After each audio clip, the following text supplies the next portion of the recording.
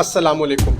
نہج البلاغہ کی حکمت 78 میں ایک شخص مولا متقیان مولا امام علی علیہ السلام سے قضاء و قدر کے بارے میں سوال کرتا ہے، یعنی وہ پوچھتا ہے کہ جب ہر کام اللہ کی مرضی سے ہوتا ہے تو ہم جو افعال انجام دیتے ہیں، جو کام کرتے ہیں، اس کے ذمہ دار ہم کیسے ہو سکتے ہیں؟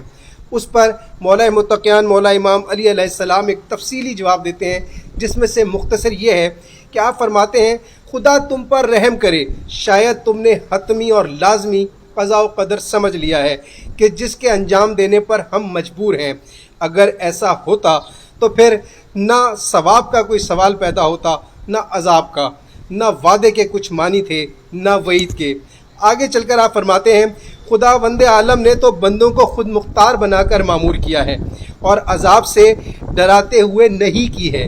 اس نے سہل و آسان تکلیف دی ہے اور دشواریوں سے بچائے رکھا ہے۔ وہ تھوڑے کیے پر زیادہ اجر دیتا ہے۔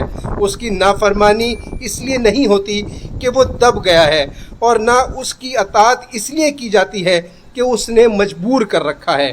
اس نے پیغمبروں کو بطور تفریح نہیں بھیجا اور بندوں کے لیے کتابیں بے فائدہ نہیں اتاریں، اور نہ آسمان و زمین اور جو کچھ دونوں کے درمیان ہے ان سب کو بیکار پیدا کیا ہے۔ یہ تو ان لوگوں کا خیال ہے جنہوں نے کفر اختیار کیا، تو افسوس ہے ان پر جنہوں نے کفر اختیار کیا آتش جہنم کے عذاب سے۔